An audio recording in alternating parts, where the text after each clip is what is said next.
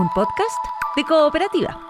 Este es el podcast de Lo que queda del día, una presentación de cooperativapodcast.cl, otra forma de escuchar. Hola, soy Paula Molina, muchísimas gracias por estar aquí en un nuevo episodio de Lo que queda del día, el podcast. Junto a Lucas Carrasco en la dirección técnica, en los controles técnicos, estamos grabando este episodio que está dedicado al accidente, al estallido del gas que trasladaba un camión en la comuna de Renca. Conversamos con Gabriel Huerta, superintendente de bomberos, que nos cuenta que hasta 500 voluntarios se desplegaron para contener esta emergencia. Y conversamos con Michelle Deler, especialista en prevención de riesgos, respecto a la necesidad de contar con líneas que entreguen información rápida a los familiares de las víctimas y los lesionados, pero también a quienes acudieron a dar los primeros ayudos. Uno no puede sino destacar el coraje de una labor como la que estaban realizando, habida cuenta de la enorme explosión y las consecuencias que había tenido más temprano. Así que me gustaría partir preguntándole por eso, por el trabajo que se ha estado haciendo, no solo al principio, sino durante las horas que siguieron en el proceso de contener el fuego, contener las consecuencias de la explosión. Sí, bueno, son ya casi, ya no recuerdo, pero creo que son más de 9 horas de trabajo.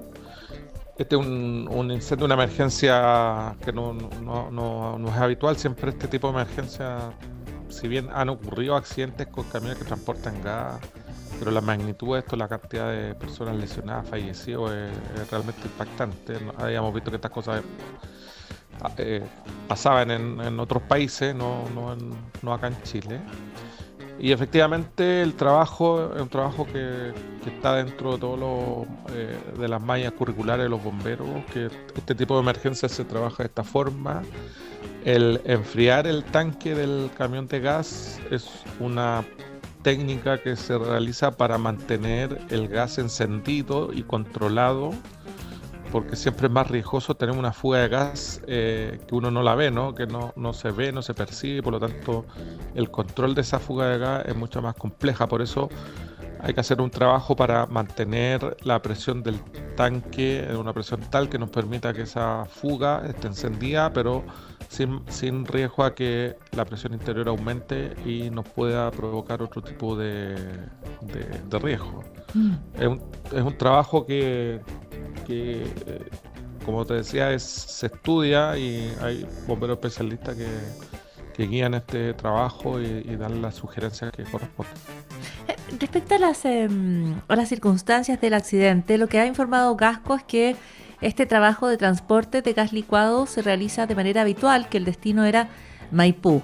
Es el transporte de una sustancia peligrosa, imagina uno, y que está bien normado respecto a cómo se realiza, ¿no? En este caso, ¿cuáles son las preguntas desde bomberos, las preguntas pertinentes frente a los hechos de esta mañana? No, los bomberos en general lo que se hace es la extinción del incendio, se hace la pregunta de los productos que se están transportando. Uh-huh. Cuando no hay información temprano, como en este caso, por las características que tiene el tanque y el camión, se puede determinar rápidamente que transportaba gas licuado, petróleo, y lo que trae habitualmente es propano o butano, alguno de los dos o mezcla de los dos gases. Y finalmente con esa información los bomberos hacen el trabajo. Los bomberos hacen el peritaje después para establecer el origen y la causa del incendio, pero no hay un rol ni fiscalizador ni rol de los bomberos que diga si pasa a la hora que corresponde, no pasa a la hora que corresponde, si es la ruta que corresponde o no es la ruta que corresponde. Ya, eso no es parte del trabajo de bomberos, pero sí van a trabajar. Sí hay un grupo que está trabajando ahora en establecer el origen del incendio. ¿Se hacen pericias también de parte de bomberos allí? ¿O esa reconstrucción se hace a partir de lo previo? No, aquí se distribuyen estos peritajes, ¿no? Todo lo que tiene que ver con el accidente de tránsito es de Carabineros, el peritaje de la investigación del incendio también es de bomberos, y me parece que la Fiscalía determinó que otra unidad de Carabineros, que es la OCAR, también participe del peritaje para establecer la causa del incendio. Y seguramente la autoridad fiscalizadora, que es la Superintendencia de Electricidad y Combustible, oficiará a la empresa distribuidora para que se realicen los peritajes y las investigaciones que corresponden, peritaje al camión, al tanque, para poder establecer cuál fue realmente la causa de la ruptura, que lo más probable o es una ruptura en alguna válvula, es una ruptura en el manto del tanque, y por lo tanto ese peritaje se encarga posteriormente a empresas que son especializadas en hacer esos peritajes. Y todo eso se complementa. Estamos conversando con el superintendente de Bomberos de Santiago, Gabriel Huerta.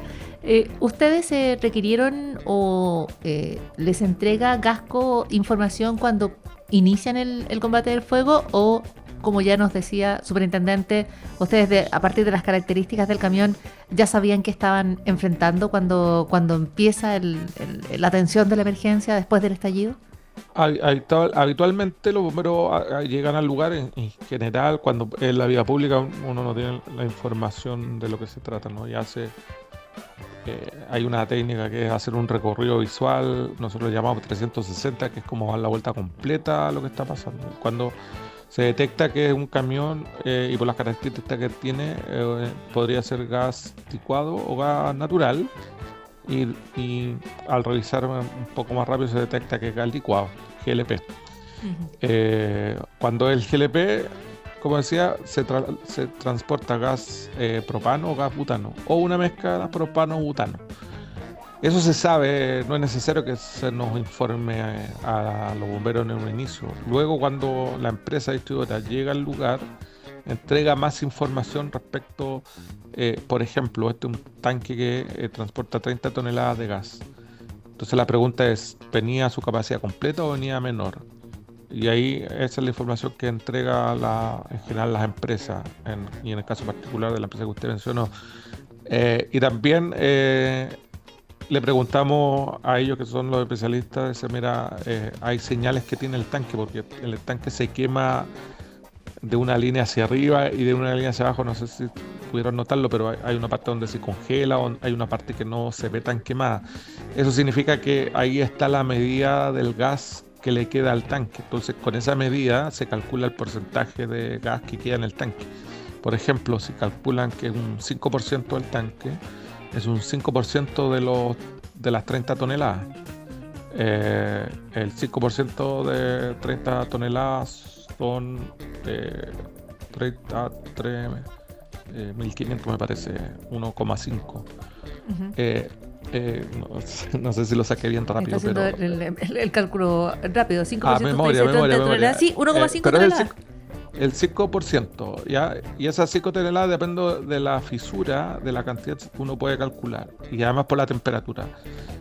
Si esto se va a demorar 2-3 horas aproximadamente, y fluye también el periodo del año, ¿no? Porque si esto fuera en invierno, la gasificación es más lenta, y en verano la gasificación es más rápida por las temperaturas que se generan.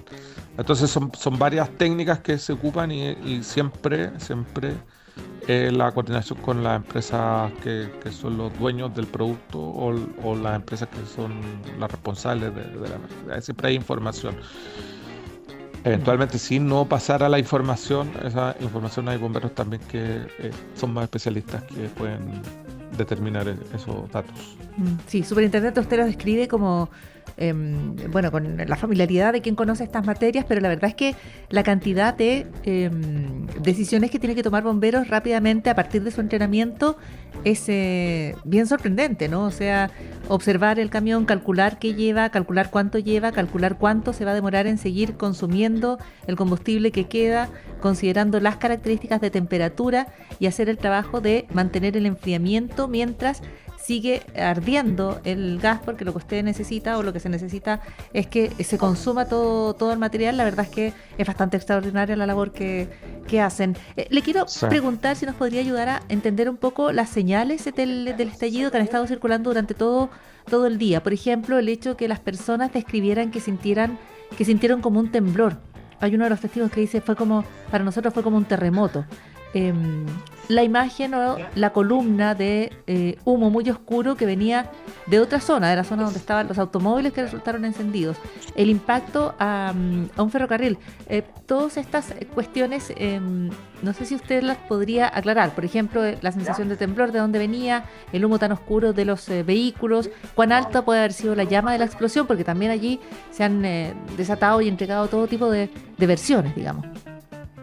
Mira, cuando esto, para entenderlo bien, cuando uno, yo no sé si le ha pasado, por ejemplo, cuando uno enciende el artefacto, una cocina, por ejemplo, y da el gas y se demora un poco en encenderlo, hay una acumulación de gas. Entonces, cuando uno enciende una cocina, esa cocina es como con una pequeña explosión, ¿no? Como que se escucha, como se siente una pequeña explosión. Claro, a veces como la estufa a gas puede ser, cuando uno la deja como la estufa a gas, correr un cuando poquitito uno y la hace como una pequeña... Claro.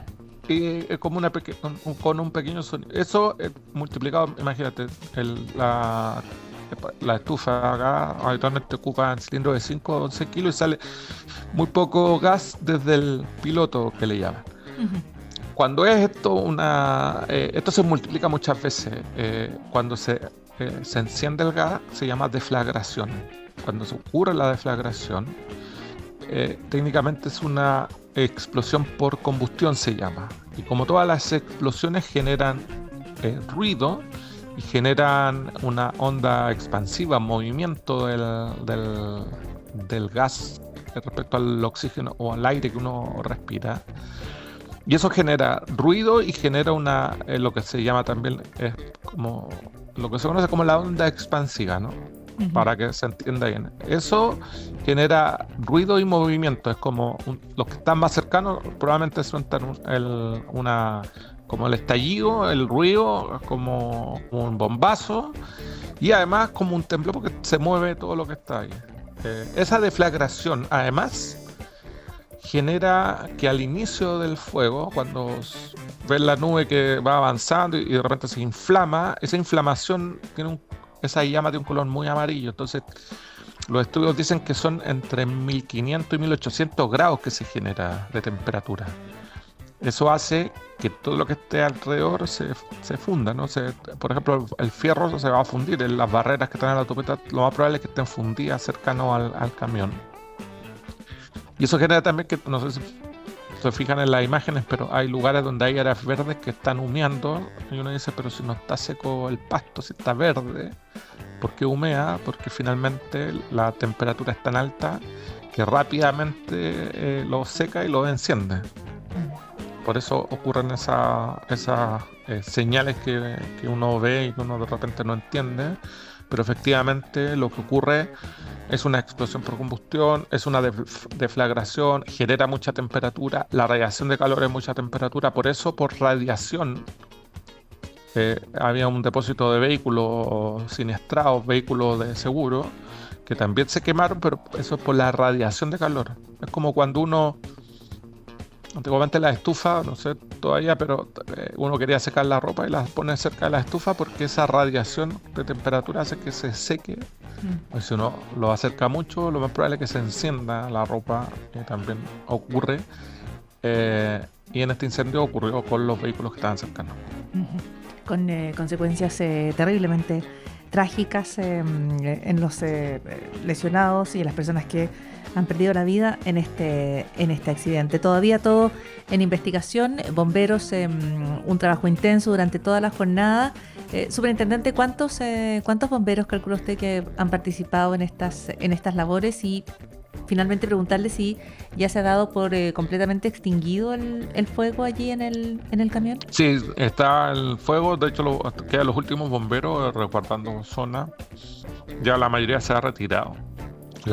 El incendio como tal, técnicamente para nosotros se dio por terminado porque la zona está segura y ya están haciendo los peritajes en el interior. Uh-huh. En general se movilizaron bomberos de toda la región metropolitana, desde Tiltil, Melipilla, porque la técnica en estas 9 horas nos dice que el abastecimiento de agua tiene que ser constante las 9 horas. Y siempre el agua, por donde uno la obtenga, es limitado. Entonces hay que hacer una gestión con el agua, con muchos carros aljibes, y para eso se movilizan muchos bomberos para esta emergencia. Y yo calculo que había cerca de unos 400, 500 bomberos trabajando. Ese despliegue humano, es bien impresionante la cantidad de voluntarios para abordar una emergencia, y solo reflexionar que pese a las personas que han perdido la vida, las personas que están lesionadas, las personas que en este momento están siendo atendidas, probablemente ese trabajo de ir a combatir el incendio, de contar con las técnicas, con los recursos para efectivamente atender a la emergencia, también cumple con la labor de evitar consecuencias peores y más graves. Superintendente, muchísimas gracias por los minutos con Radio Cooperativa, por haber respondido a todas nuestras preguntas y entregarnos más información respecto a un hecho que conmociona a la opinión pública. Muchas gracias. Gracias a usted. Estás escuchando el podcast de Lo que queda del día, una presentación de cooperativapodcast.cl. Son muchas las aristas que abre un accidente como el que tuvo lugar en la comuna de Renca. Son todavía muchas las preguntas de la ciudadanía para un accidente que tiene lugar muy temprano esta mañana y que ha estado dominando la cobertura informativa. Las conversaciones en las casas, las coberturas desde los medios, las preguntas que las personas se hacen respecto a cómo tuvo lugar esta emergencia. Vamos a revisar algunas de ellas con el experto en gestión de emergencias, Michel Deler, que ha tenido la gentileza de contactarse unos minutos con Cooperativa. ¿Cómo estás, Michel? Muy buenas tardes. Hola, Paula. Muy buenas tardes. Muchas gracias por el contacto. Me gustaría partir preguntándote por lo que escuchábamos recién, familiares que finalmente saben de una cuñada, de una amistad, respecto a la cual no tenían más información más temprano. Naturalmente, en una situación de urgencia como esta, se ha buscado, y lo más importante es entregar la atención lo más rápido a las personas, y se las derivó a distintos lugares. ¿Cómo has visto esa necesidad de entregar información a los familiares y cómo se entregaron esas primeras ayudas? ¿Cómo reacciona el sistema de salud cuando se da una situación tan complicada como esta? Sin duda hay dos veredas acá. Una que es muy dolorosa, que tiene que ver con las víctimas. Víctimas que tienen que ser identificadas. Yo sumaría también aquí a las víctimas, a los buenos samaritanos que hicieron una primera respuesta, que atendieron personas y que también deben ser considerados como víctimas y también deben ser atendidos, deben ser identificados y también brindarles el apoyo si es que así lo requieren. Y obviamente los familiares como primera instancia. Esa es una vereda, pero la otra vereda es cómo se administra o cómo se gestiona una emergencia. Y ahí hay que diferenciar entre lo que es táctico, operativo, prioritario, que tiene que ver en este ámbito con una línea, que es lo médico, con otra línea, lo que es la contención del incendio. Son ámbitos operativos, incluso lo que tiene que ver con cortar el tránsito, lo que es la labor policial o investigativa, por ejemplo. Son ámbitos que son operativos. Hay otro ámbito que también requiere operación y que no se mezcla, pero sí interactúa con los otros ámbitos, que se llama gestión de víctimas. Y por lo tanto, no tiene que ver con distraer los recursos médicos para poder tratar de buscar a los familiares. La gestión de víctimas es algo que es básico en materia de emergencia, y eso requiere, por ejemplo, dos medidas que son muy antiguas. Yo recuerdo, Paula, que tú estuviste algún tiempo fuera de Chile y que probablemente le hace seguimiento también a emergencias de carácter internacional, donde se determinan dos acciones concretas. Una instalación para la atención de víctimas, es decir, lo que a veces se llama un punto focal, es decir, dónde vamos nosotros a reunirnos. Esto es muy habitual cuando existen tiroteos, por ejemplo, en otros países. Una instalación donde tú vas a acoger, a recibir a todas aquellas personas que no solamente sean un familiar, sino que aquellos que creen que pueden tener un familiar involucrado. Un lugar físico. Y en segundo lugar, una línea única, muchas veces conocida en inglés como la hotline, las líneas calientes básicamente, donde tú habilitas un número para hacer consultas respecto del tema de la emergencia y especialmente buscando víctimas. Eso reduce muchísimo lo que hemos visto hoy día en términos de, la verdad, un sufrimiento adicional que es evitable, como es el tránsito establecimiento de salud por establecimiento de salud, que en algunos casos superó incluso las, digamos, esto fue prácticamente a las 8 de la mañana, tú lo decías, 8 horas después, 4 de la tarde o incluso después, todavía teníamos familiares dando vueltas. Creo que esa es una materia de gestión de debilidad en nuestro sistema de emergencia que, digámoslo sea de paso, para algo tenemos una institucionalidad especializada supuestamente en materia de emergencia y que en este caso complementa y toma todos los componentes y uno de ellos la gestión de víctimas. Insisto, no implica que una labor médica se vea interrumpida por esta tarea, pero sí hay acciones que deben ser realizadas y que para eso uno debe tener una institucionalidad que sea capaz de acoger, canalizar y entre otras cosas ser un punto focal principalmente en lo que es la gestión de personas que están sufriendo incluso a partir de la mera incertidumbre. Porque probablemente tú tienes muchas personas que han buscado familiares que durante las horas del día se han dado cuenta que su familiar quizás no fue afectado. Pero bueno, esas personas, mientras no ocurre esa certeza, ellos están sufriendo la pérdida de una víctima en lo más profundo de su emocionalidad, y eso hay que considerarlo como un elemento que debe ser gestionado adecuadamente. Sí, probablemente, Michelle, ese es un desafío extra para un tipo de accidente en un escenario que es muy complejo porque las víctimas son transeúntes, o sea, por definición personas que van pasando, que accidentalmente circulaban por el lugar, digo, independiente de los que iban al interior de los vehículos, ¿no es cierto? Pero aquellos que iban pasando presenta un desafío extra respecto a cómo tú sabes que la persona que salió en la mañana, que más o menos usa esa ruta, está bien o está mal. Tengo la impresión de que ese es un desafío para Chile en términos de, me imagino que no existe, por lo que tú estás entregando, es que o no se dispuso oportunamente de una línea a partir de la cual consolidar la información y poder ir respondiendo a las familias, ¿no? Correcto. Creo que ese es un déficit. En general, nosotros tenemos bastante tema habitualmente en lo que se refiere con gestión de víctimas, con atender a las personas más allá de lo táctico, lo operativo, y me refiero, como te digo, a la labor policial, bomberil o médica. Tiene que ver en realidad con poner a las personas en el centro en todas sus dimensiones. Y eso implica comprender que la seguridad pública es protección y bienestar, no solamente táctica. Ya, y claro, uno puede ver que, nos decía bomberos, más de 400, entre 400 y 500 bomberos movilizaron, más carabineros, uno ve que se ha dado un combate al fuego inmediato, uno ve cómo desde la exposta, ¿no es cierto? Decían aquí nosotros tenemos experiencia, estamos atendiendo a los grandes quemados, lo mismo en distintos recintos hospitalarios. Hay muchas instituciones que han estado haciendo muchísimo trabajo durante el día, pero probablemente el de estos familiares que recién a esta hora van recabando datos y de quienes todavía tienen alguna incertidumbre, probablemente queda como una de las grandes preguntas abiertas respecto a con lo que aquí ha ocurrido. Y lo que tú dices también, Michelle, todos pudimos ver más temprano los testimonios de las personas que o escucharon o observaron lo que pasaba o lograron escapar o trataron de entregar ayuda y quedando expuesta a una situación enormemente angustiante como es la de ver a personas que estaban muy heridas, que estaban muy lesionadas y que les pedían que por favor se comunicaran con sus familias. Allí hay un trabajo probablemente de salud mental que también vale la pena hacer, ¿no? Estamos conversando con Michelle Delerve, es experto en gestión de emergencias. No sé si estás todavía allí en la línea. Sí. Sí, lo que te decía es lo que tú habías planteado. Aquí también hay una atención en salud mental que es necesario ofrecer a quienes, por ejemplo, fueron testigos o entregaron estos primeros intentos de ayuda. Absolutamente, y mira, quiero darte un hecho como muy puntual, pero que es muy significativo de lo que ocurre. Durante la tarde me tocó ver alguna entrevista de un buen samaritano que atendió a una persona, le dio la primera atención, tanto así que su testimonio es que básicamente la víctima le solicita que le saque el reloj. Y ese reloj en la entrevista de ahora en la tarde todavía lo tiene esa persona. Esa persona, deberían haber dos elementos ahí. Uno, obviamente ese reloj es parte de la evidencia.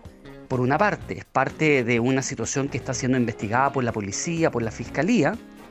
En segundo lugar, es obviamente también un elemento personal que tiene una significación para la familia en estos momentos, independiente de que sea un elemento propio de una escena que es investigada. Pero también, a mí me da la impresión que el hecho de que eso solamente ocurra es que esa persona a esa hora o a esta hora de la tarde no había sido contactada por nadie, porque al haber sido contactada por alguien se le estaría, uno, brindando apoyo, preguntando cómo está, viendo si tiene algún requerimiento a partir de esa acción tan directa que él tuvo. Y segundo, la primera acción que habría habido también es obviamente tomar eso ese reloj y obviamente hacer el proceso que tiene que ver como tratamiento de evidencia en una situación donde han habido personas heridas y fallecidas y donde hay una investigación criminal de por medio. Esos detalles son sumamente importantes en materia de emergencia. Porque, insisto, no es solo táctica. Las emergencias son protección y bienestar en un amplio sentido de la palabra, y el concepto de humanidad es fundamental. Y eso, claro, estamos hablando de elementos que está lleno de detalles, pero uno de ellos, como te decía, es establecer un centro de atención de víctimas, una línea de respuesta ante dudas por el tema de las víctimas, y también el acompañamiento que debe haber a todas aquellas personas que, no nos olvidemos, van a pasar días muy difíciles de incertidumbre, ya cuando vamos incluso respecto a aquellas personas que están lesionadas y hospitalizadas. Claro, aquellas que están siendo sometidas a las intervenciones quirúrgicas. Ha sido una jornada de mucho dolor, ha sido también una jornada de gestos muy humanos, tal como los que tú describías, y también desafortunadamente una que deja lecciones dolorosas respecto a las cuales hay que seguir aprendiendo cómo manejar estas emergencias. Michelle Deler, muchísimas gracias por los minutos con Cooperativa. Muchas gracias, Paula, y quizás quedarme con algo también. Los buenos samaritanos salvan vidas. Y por lo tanto, construir una ciudad, una comunidad más solidaria es parte de lo clave. Y eso requiere también otro concepto.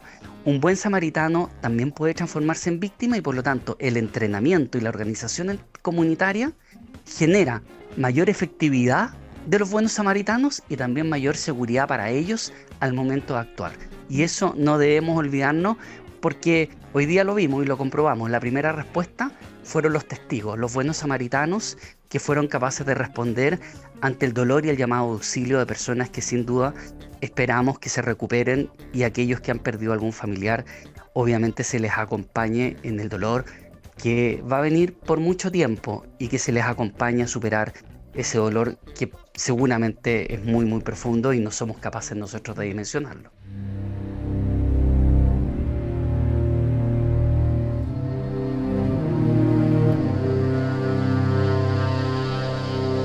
Continuamos en lo que queda del día y nos vamos hasta al Polo Sur, al observador del cubo de hielo de neutrinos.